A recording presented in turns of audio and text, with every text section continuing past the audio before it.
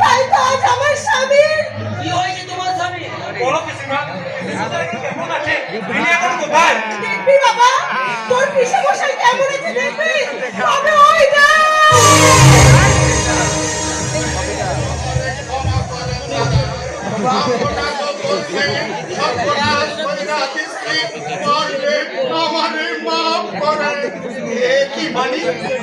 তোমার কি হয়েছে? দাদা, ওর পক্ষাঘাত হয়েছে দাদা।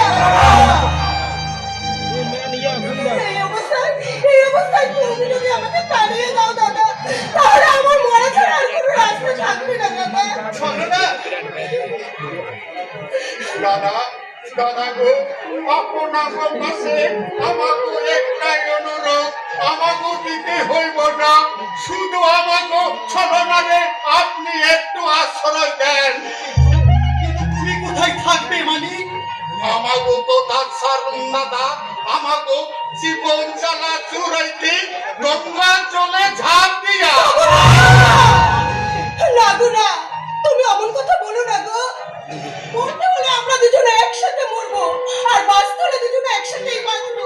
আমি বেঁচে থাকতে এমন নিষ্ঠুর ভাবনাগুলো তোদের কে ভাবতে বলেছে রে হতভাগী? দেবে বাবা? দেব কি নয় দেব? আবেগের কাছে অভিমান আজ আমাদের হেরে গেছে, তাই তো আমার মান অভিমান সব দূরে সরিয়ে ওদের সমস্ত দর্শন ক্ষমা